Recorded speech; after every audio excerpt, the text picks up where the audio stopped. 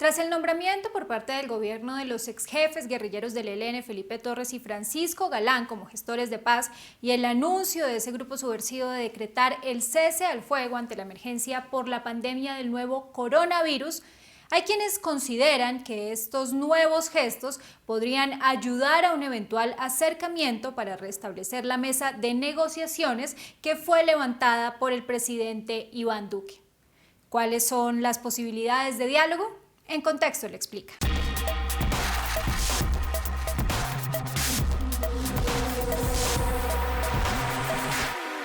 Después de varias peticiones de políticos, autoridades y excombatientes, la guerrilla del Ejército de Liberación Nacional declaró a partir del 1 de abril y durante 30 días un cese unilateral activo al fuego, a causa de la emergencia que vive el país por el nuevo coronavirus. La guerrilla explicó que el término activo se debe a que se reserva el derecho a defenderse ante los ataques que adelantan tanto la fuerza pública como las tropas regulares, paramilitares y bandas del narcotráfico que operan en varias regiones del país. El ELN también hizo una serie de peticiones al gobierno, como que se reúna con la delegación de diálogo presente en La Habana, Cuba, para concertar un cese bilateral al fuego y también temporal.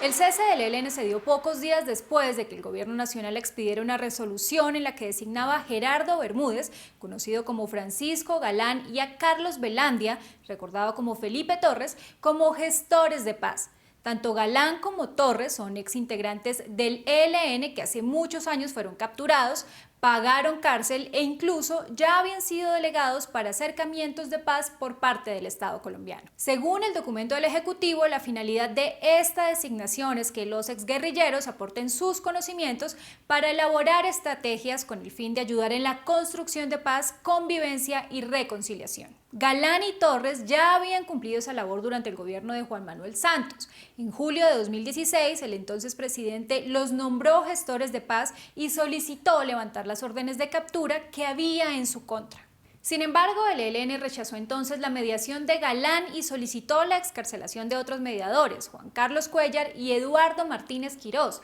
quienes estuvieron en la mesa exploratoria de negociaciones en Quito, Ecuador, durante 1 año y medio y luego estuvieron en la mesa de Cuba. Tras el carro bomba que en enero de 2019 detonó el ELN en la Escuela de Cadetes de la Policía en Bogotá y que dejó 21 muertos y más de 70 heridos, Duque rompió las negociaciones y el comisionado de paz Miguel Ceballos levantó la condición de gestores de paz a los dos exguerrilleros, reactivando así las órdenes de captura que había en su contra.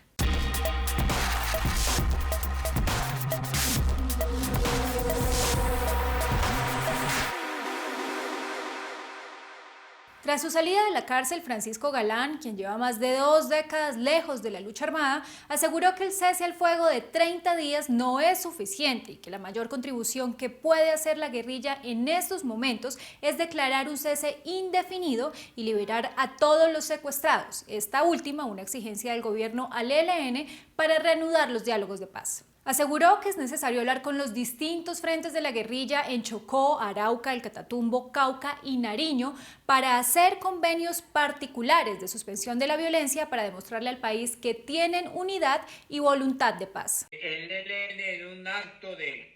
comprensión de la tragedia humanitaria que vivimos hoy en razón del virus, le diera por soltar a todos los secuestrados. Durante los diálogos de paz entre esa guerrilla y el gobierno nacional se avanzaron en varios ciclos de negociación y se establecieron una serie de mesas regionales con el fin de suministrar insumos para la elaboración de protocolos que permitieran la participación de la sociedad civil en la mesa.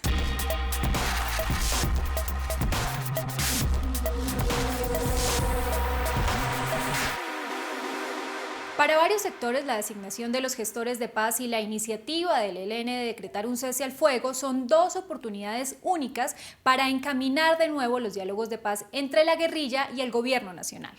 Para la Defensoría del Pueblo, por ejemplo, el gesto del ELN se puede traducir en acciones concretas y podría ser la ruta adecuada para construir un camino necesario hacia la paz que beneficiaría a regiones fuertemente golpeadas por el accionar de esa guerrilla, como el Catatumbo, Chocó, Arauca, el sur del Cauca y de Bolívar. En ese sentido, la Defensoría instó a la liberación de todos los secuestrados y a la desvinculación de los menores que hacen parte de sus filas. La noticia de la designación de los gestores de paz también fue celebrada por el expresidente y senador del Centro Democrático Álvaro Uribe, quien señaló que se trata de dos personas que han mostrado una actitud promotora de verdadera paz. El gobierno, eso sí, ha dejado claro que para que se pueda estudiar la posibilidad de sentarse de nuevo en la mesa con el ELN, deben cumplirse condiciones básicas como el cese de acciones criminales, la liberación de secuestrados y la no siembra de minas antipersonal. El problema en el caso del ELN, que además es la guerrilla más antigua de Latinoamérica,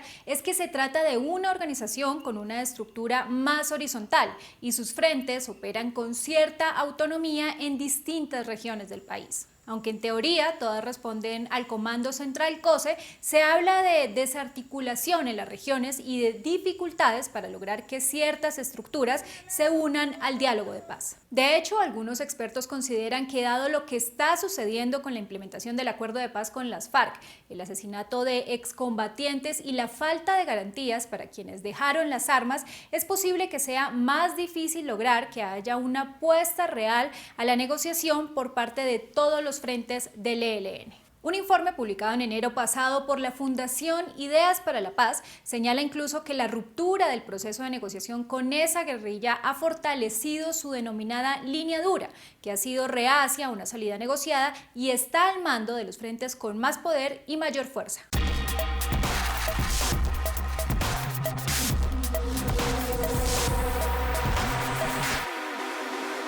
De acuerdo con el documento de la Fundación Ideas para la Paz, en los últimos 5 años el ELN ha aumentado su pie de fuerza y se ha expandido a regiones en las que antes operaban las FARC. Según cifras de la Fuerza Pública, para 2018 el ELN contaba con más de 4.000 miembros, de los cuales cerca de 1.000 habrían sido vinculados en 2017. El fortalecimiento del grupo se ha visto favorecido por un aumento en la participación en economías ilícitas, como la minería ilegal y el narcotráfico, y por el uso de la frontera con Venezuela como retaguardia estratégica. Asimismo, según Ideas para la Paz, para determinar la verdadera influencia territorial del ELN, hay que tener en cuenta que está conformado por múltiples redes y estructuras que desempeñan labores de inteligencia y de pequeña escala, con conexiones con algunas bases sociales. Por tanto, su dimensión política y social no se refleja en el número de acciones armadas o en las cifras que se tienen sobre dicho grupo.